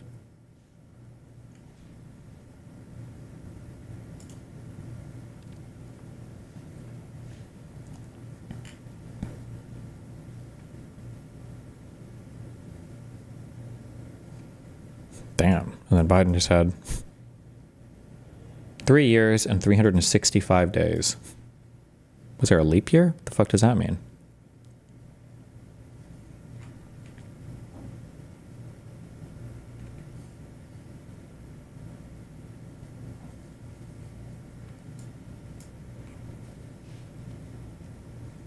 And not enough people in this room, not enough journalists in this country pushed Adam Schiff to say, what are you talking about? What evidence do you have? Everybody just ran with the lies, and it led to impeachments. It led to the division of our country. Unfortunately, so many Americans, from listening to outlets in this room, believed in these lies. And it's a complete scam, and it's a scandal, and the president wants to see accountability for that. Phil.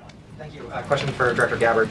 A spokesperson for former President Obama said in a statement earlier this week, quote, "Nothing in the documents issued last week undercuts the widely accepted conclusion that Russia worked to influence the 2016 election, but did not successfully manipulate any votes." How do you respond to critics like former President Obama and also others on the Hill who say that the administration is conflating apples and oranges here, conflating allegations of actual hacking of voter machines and allegations of interference generally? I think it's a disservice to the American people that former President Obama's office and others who are criticizing the transparency that is being delivered by releasing these documents. They are doing a disservice to the American people and trying to deflect away from their culpability in what is a historic scandal and negative action towards the American people and our democratic republic. The answer to that statement can very clearly be found throughout all of the documents that we have released. Again, showing that Russia has took action to try to sow discord in the election, but showed no preference for or against any singular candidate. You've long been an opponent of weaponization in government. How do you respond to criticism that referring Obama administration officials and even potentially the former president is just more weaponization, and this is a potential race to the bottom? I think that's a very disrespectful attack on the American people who deserve the truth. They deserve to have faith and trust in the integrity of our democratic republic, which has been undermined by President Obama through his direction of this manufactured fake intelligence document, knowing that it was filled with lies and knowing that it would and could then be used for all of the actions that came after. Carolyn, and I would just add, there needs to be accountability for that weaponization, Phil, that we've seen. And no one has been a victim of the weaponized government more than President Trump, not just because of this political scandal. You all recall his house was raided.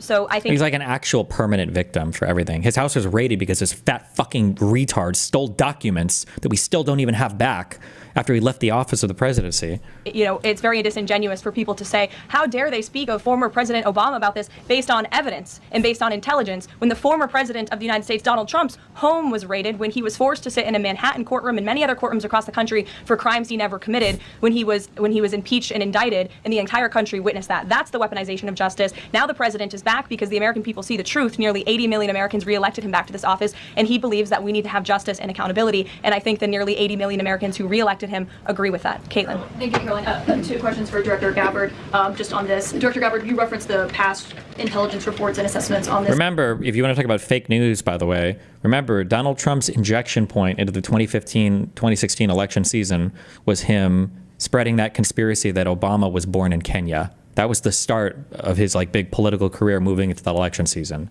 that he pushed for that Sheriff Arpaio for a fucking year or two. Including that 2017 one that was signed off, as Ed noted, by every Republican on the Senate intelligence community, including the acting chair of the time, now Secretary of State Marco Rubio, who said in a statement that they did not find any evidence of Russian collusion, but they did find, however, is very troubling, and they found irrefutable evidence of Russian meddling. One, are you saying that he's wrong in that statement that he made then? And secondly, what would you say to people who believe that you're only releasing these documents now to improve your standing with the president after he said that your intelligence assessments were wrong? Well, first, I want to correct something that you stated, which was citing the Senate Intelligence Committee's report as being one and the same. I think you said the intelligence community. The Senate Intelligence Committee has a very different function than the Office of the Director of National Intelligence. The evidence and the intelligence that has been declassified and released is irrefutable. I'm going to let Caroline speak to Secretary Rubio. I'll speak to both questions. First, on Secretary Rubio, he put out a statement in 2020 following that Senate Intelligence Committee report, and he said what they found is troubling. We found irrefutable evidence of Russian meddling, which the Director of National Intelligence just confirmed for all of you, that Russia was trying to sow distrust and chaos. But what's the outrage in this, that Secretary Rubio did not say at the time, the Democrats were saying at the time, is the fact that the intelligence community was concocting this narrative that the president colluded with the Russians, that the president's son was holding secret meetings with the Russians. All of these lies that were never true. And he also said at that time, we discovered deeply troubling actions taken by the FBI under Comey, particularly their acceptance and willingness to rely on the Steele dossier without verifying its methodology or sourcing. The Steele dossier that many outlets in this room ran as the gospel truth, and it was cooked up and paid for by the Clinton campaign. As for your second question, Caitlin, I think, who is saying that she would release this to try to boost her standing with the president? Who has said that? Well, the president has publicly undermined her when it came to Iran. He said she was wrong. He told me that she didn't know what she was talking about. That was on Air Force One on camera. The only people who are suggesting that the Director of National Intelligence would release evidence to try to boost her standing with the president are the people in this room who constantly try to No sow response, no answer, because that happened. Donald Trump said that Tulsi didn't know what the fuck she was talking about with regards to Iran, which is kind of spooky given that she's the Director of National Intelligence, but... and chaos amongst the president's cabinet, and it is not working. I will just answer your question directly. I am with the president of the United States every day. He has the utmost confidence in Director Gabbard. He always has. He continues to, and that is true of his entire cabinet, who is all working as one team to deliver on the promises this president made. Does anyone else have questions for Director Gabbard? And then we'll turn it over to a couple other questions. Christian, go ahead. Yeah, thank you, Director Gabbard. Two follow-ups on questions that have been asked. You mentioned the previous DNIs during the president's first term. One of them reports to you right now, if I'm not mistaken, John Ratcliffe. So have you not spoken to him about why this information was not declassified during the first term? No. He was in that position for a very short period of time. The work that began back then, we have picked up and absolutely completed. We are continuing to investigate. The work that, yeah, really? We're continuing on that investigation, and you guys didn't announce that or say anything about it at the time? Okay, Chief. This. Additional whistleblowers are now coming forward because they see an opportunity for the truth to come to light, and as Caroline said, for real accountability to be brought forward. The accountability is the essential part of this. We can show the truth, reveal the truth. The accountability needs to occur to be able to start to restore that trust in the integrity of our democracy. And then just quickly, I know you said you would leave the charging to DOJ, but the statute of limitations on conspiracy is 5 years. So what else could they possibly pursue besides treason? I think that's a great question for Attorney General Pam Bondi. We're providing all of the evidence, all of the intelligence that we have, both redacted and unredacted versions, referring it to the Department of Justice and the FBI. We'll take one more, Charlie. Go ahead. How credible was the information about Hillary Clinton's power from the report said that it was from sourced from the DNC? Have you seen that information, or do you think that maybe Russia was overemphasizing what they had? All I have seen is what the Intelligence Committee have reported through their investigation. I think the underlying point there is that we understand from intelligence what Russia said that they had. And the important point here is that if they were trying to influence the election, as President Obama and James Clapper and John Brennan, everybody said they were doing in order to support Donald Trump's election, they would have released the most damning of that information, some of which I detailed here. You'll find the rest in the report. Do we not trust any of the Mueller indictments that laid out, like in a really detailed manner, how many of these accounts existed that were spreading fake news, that were all trying to attack Hillary Clinton? Do we just think that that was all a lie? Do we not stand by any of those indictments? Are we not going to reference that investigation at all, or? Prior to the election, to help Donald Trump win. They specifically withheld what they had on her, the most damning information, because they thought that she would win the election. They had plans to release it just prior to her inauguration to, again, sow discord and chaos in America. And if I may, on Jeffrey Epstein, can you rule out that he was connected in some way to any kind of intelligence, either foreign or domestic? I haven't seen any evidence or information that reflects that. If anything comes before me that changes that in any way, support the president's statement loud and clear. If any credible evidence comes forward, he wants the American people to see it. Great. Director Gabbard, we thank you for your time today. I know you're a busy woman, so we'll let you get out of here, but thank you so much. Okay, I know there's many issues going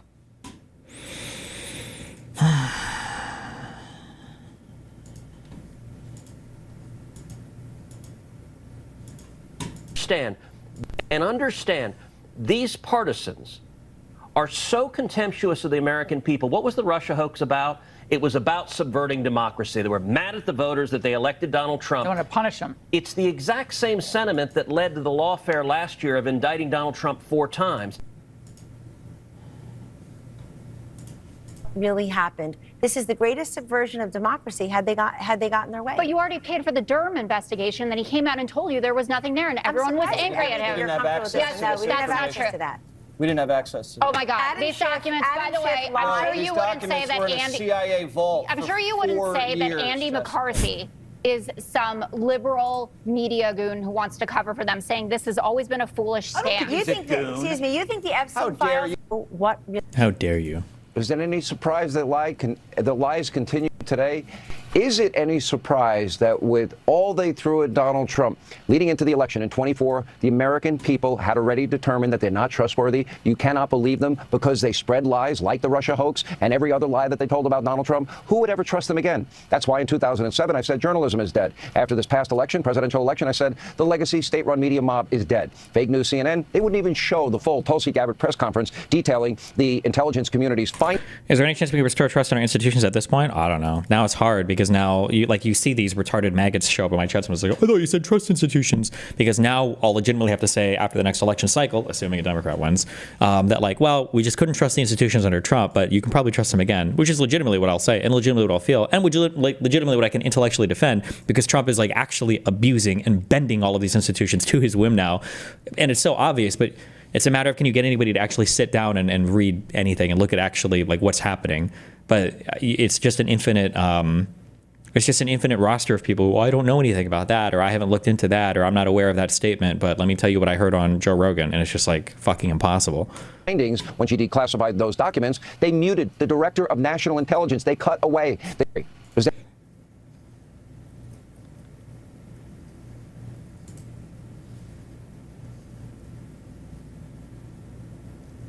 Times on another note admiring Donald Trump, or another admiring note Donald Trump wrote to Jeffrey Epstein.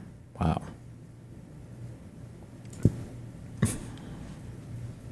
Look, no, I haven't heard from my constituents. Again, this is much more important to a few people than it is to the vast majority of Americans. Americans are I think, are over the Epstein case. They have been over it for a long time. It keeps being brought up, and that's why I think this, hey man, just release the things and this thing will go away and put it in our rearview mirror. We got a lot more important things to do for the American people than what happened, 8, 10, 20 years ago. It's already been resolved in court. The man was found guilty. He did some heinous things and to young girls, and he paid the ultimate price, I guess, with his own suicide. But, we need to move on. And again, the American people... Thank God for Trump that Epstein not alive anymore, right? Whoo! That'd be pretty fucking awkward if we could just go and talk to him, huh? And that motherfucker would love to speak. More worried about tabletop issues, kitchen table issues, their economy, how much they're paying for gas, how much money can they keep in their pockets once the effects of the big beautiful bill take effect with no tax on tips and overtime, Social Security, lowering gas prices through energy dominance. I think the American people are a lot more interested in that than in the Epstein files. I want to play for you, Congressman, what your fellow Republican, Senator Lisa Murkowski, had to say about the Trump administration's recent attacks on former President Obama. Listen to this. Mm-hmm. It does cause one to wonder if this is an effort by folks in the administration to have the conversation move on to something else other than the Epstein matter, move on to something else, somebody other than President Trump. So let's go back to prior presidents. I need an onion skit or something. I'm so sorry, but what you just said there was fucking retarded. The magnitude just doesn't match the action. There's got to be an onion skit where people are having a discussion about something that's clearly and obviously the worst fucking thing in the universe, but everybody's just kind of talking about it like it's an ordinary, normal thing.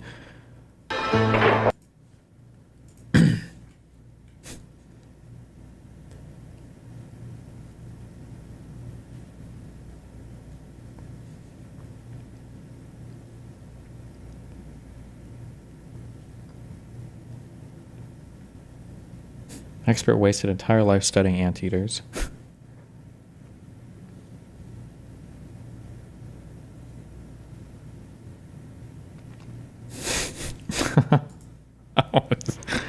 Fuck me, dude. Are Republicans deliberately trying to obstruct government business to hurt Obama's re-election chances?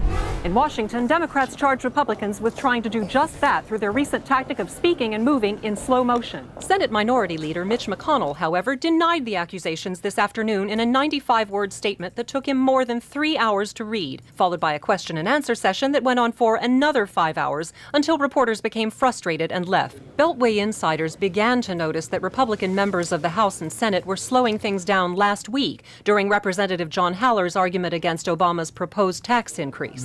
This bill will kill jobs. Democrats maintain that this is, quote, just the latest ploy by Republicans to derail the president's agenda at America's expense, pointing to previous methods such as going limp during committee hearings. No, he's doing it again. Congressman Haley. I can't. You'll have to help me. This is absurd. Someone prop Congressman Haley up in his seat so he finishes, please.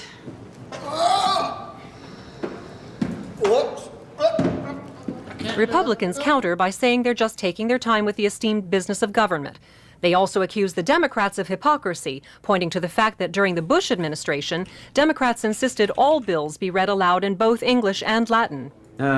Providimus enim prorogation facta appropriata. How do you say this one? And used laser pointers to distract committee chairmen. Stop that! Stop it! Those things make you blind if you get shot in the eye. Vice President Biden has urged his congressional colleagues to counteract Republican stall tactics by doing a bunch of speed because he thinks he knows a guy who can get some. Oh, how do they know? Is that maybe that's actually what McConnell was doing here? Was he doing the tactic? Finishing the NDA this week has been good bipartisan cooperation and a string of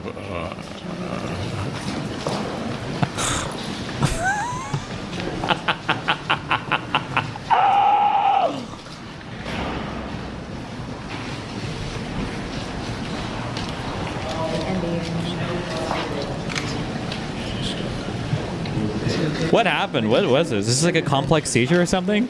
I heard that on House once. Anything else you want to say, or should we just go back to your office? Do you want to say anything else to the press? Go back. Go ahead, John. I'll take it. Let's go back to you. Go ahead, John.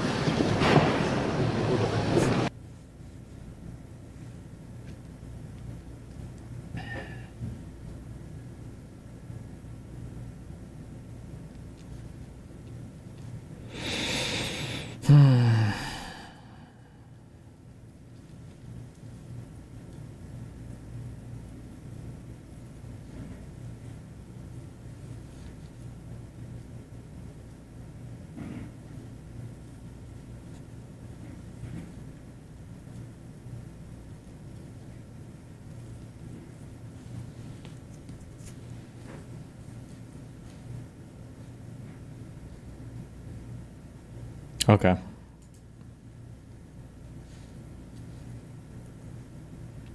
I feel like there's a lot of these I haven't watched before.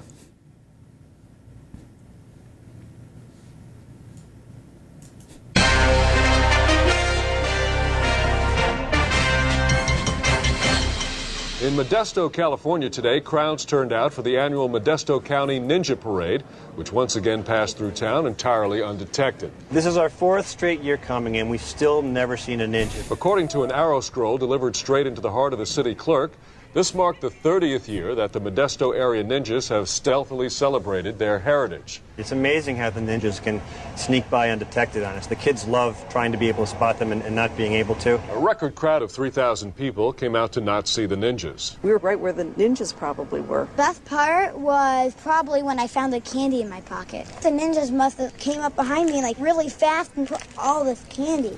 Despite its long tradition, only once in 1984 was any evidence of the parade's presence captured on film. And after the event, attendees were informed that the theme of this year's parade had been Shirotori Kuroi Kage. It's so fucking stupid. Fuck! Why did I feel like Daniel like quit? I don't know. They fired all their good writers, or they just weren't making money, or what is it? What is this a reference to? Nothing. It was just fucking retarded onion skits. You've tuned in at the right time because guess what? It's time for Today Now's Critter Corner, and we're going to be talking all about anteaters. Hey, that's right, Tracy. We're sitting down here with Dr. Franklin Kearns. He has just published the definitive book on anteaters, A Complete Anatomy, Behavior, and History. Dr. Kearns, we're honored to have you join us on Today Now this morning. Thanks, Jim. Always a pleasure to be actually conversing with another human. He says that because he's been living with anteaters for, 15 years you spent living in the forests of Argentina. Tell us about these incredibly interesting creatures. Well, they're not very fascinating. The anteater is a solitary, sedentary creature that spends its time sniffing around the dirt, eating, sleeping. So it wasn't fascinating, certainly not after the first 5 years. Well, I'm very excited at the prospect of meeting one. Let's bring out the anteater. No. Why in the world would I want to bring an anteater? Oh, I thought you were going to bring an anteater with you. No, that's what I told you. So we can blame Trump for the Thailand and Cambodia escalations, right? I don't even know what's going on over there. But if it is happening, it's probably Biden's fault. The producers, because I didn't want them to bring one in. Okay, well, let's just talk about them then, because do you have any favorite anteater facts that you'd like to toss around? They're on the endangered species list, and they're all going to die soon. Well, it must have been interesting at some level, and I found the book to be very interesting myself. That's surprising to me. Well, there's pages and pages about the brown stripe of the lesser anteater known as tamundua of the Venezuelan grasslands. Tamandua. That's an interesting name. What does tamandua mean in Venezuelan? Catcher of ants. One of the things I found fascinating about your book, Dr. Kearns, is that anteaters don't really eat ants. They eat termites. You know what is strange? I can't talk about anything else but anteaters. We just have a few minutes left, and we don't want to miss out on looking at the footage of the anteaters that we have to look at. Oh, God. Here they are. They certainly look cute. No, they're not cute. They're not cute? No, they're not little. They're not cute. What is this? I feel like I see this pop up in Reddit comments sometimes, but apparently anteaters have independently evolved through 5 different lineages of species. Is this true? Or is this like a meme? Their tongue alone is 2 feet long. That's, interesting. 15 years. Yeah. I think we're just about out of the footage anyway. When I was 9 years into the project, I said to myself, give it up. Leave this jungle. But instead, I convinced myself to stay. I said to myself, publishing the #1 resource book on anteaters will be worth it. Yeah. But the day it was published, it was completely anticlimactic. It felt like the physical manifestation of 15 years of boredom came into being. I'm sure that... don't apologize. I'm the one who wasted my life on this.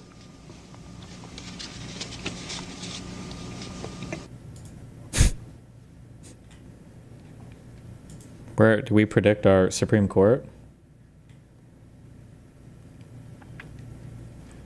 Oh, I hate to admit this because I hate young people. But when they, how they talk about the Gen Z stare or whatever, it's some new thing. People have always hated young people. Okay, no offense, I hate you all too now, especially because you're on social media. But this has always been a thing.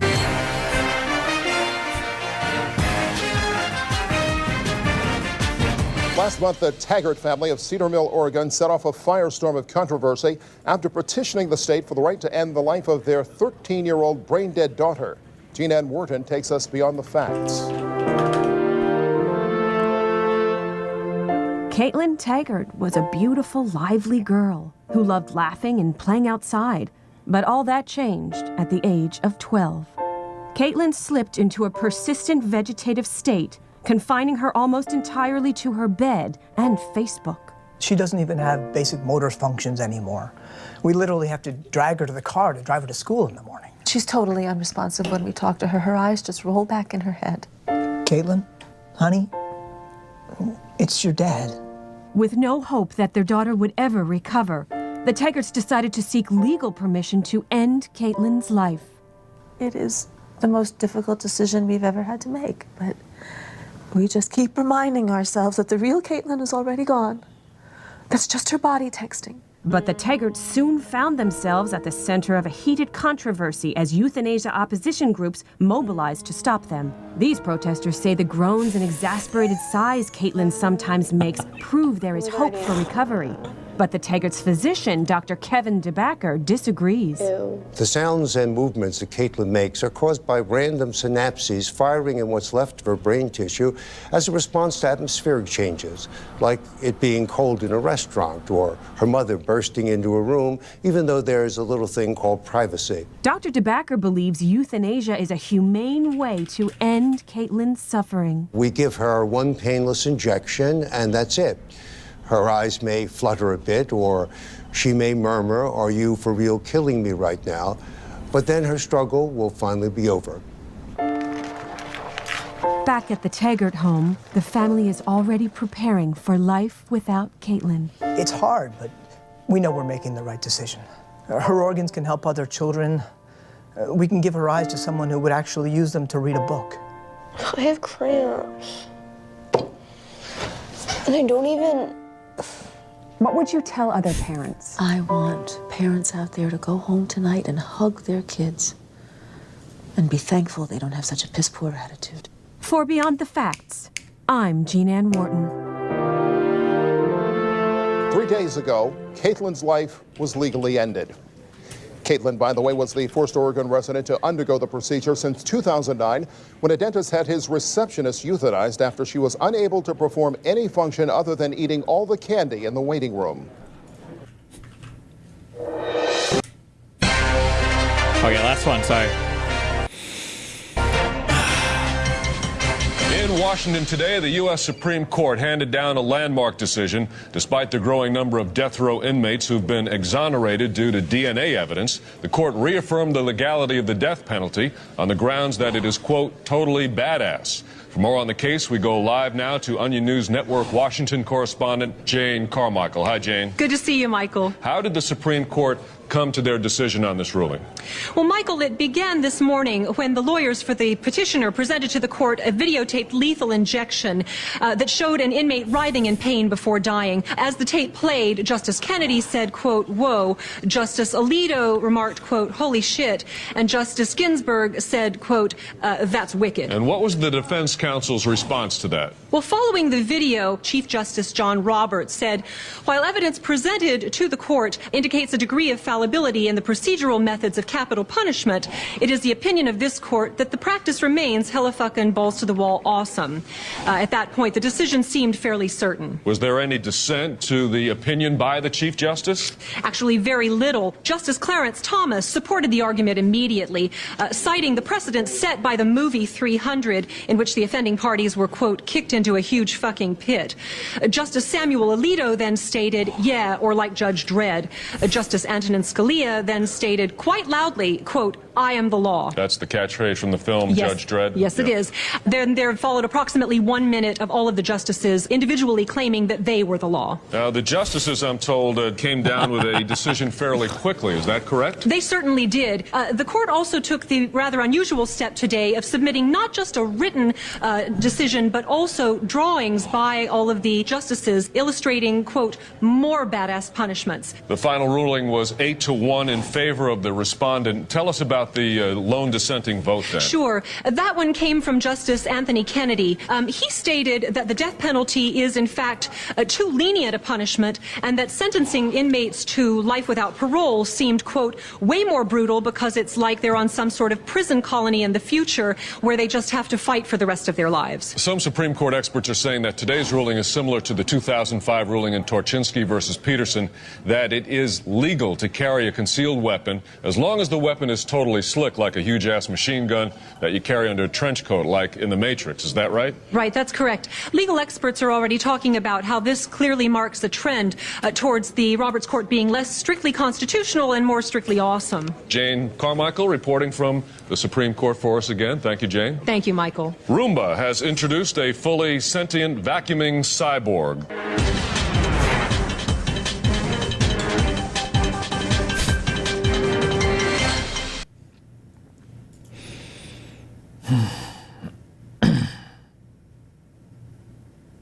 Okay, stop.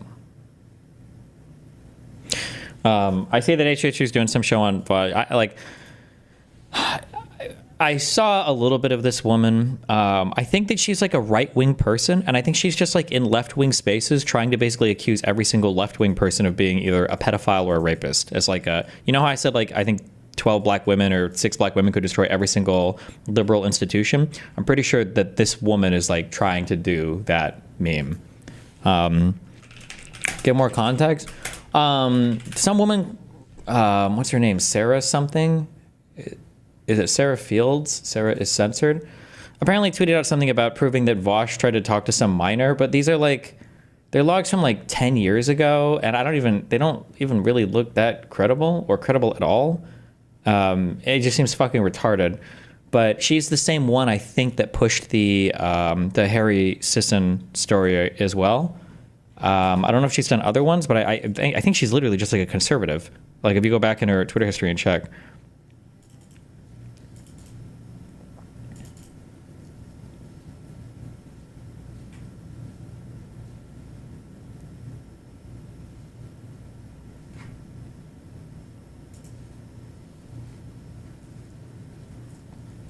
What were we saying about HHH? Apparently they're covering it today, I guess. I don't know.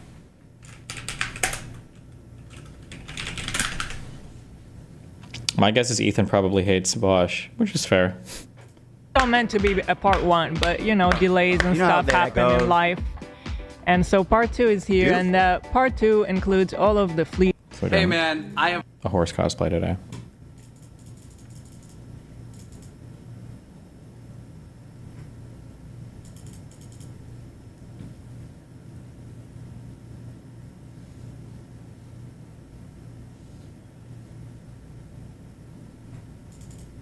It had a bunch of random shit thrown in, like the socialism means lower consent thing for no reason. Yeah, it's like a hit. I think she just basically does like hit pieces on people. But I don't know. I saw the tweets from her earlier. It seemed pretty dumb.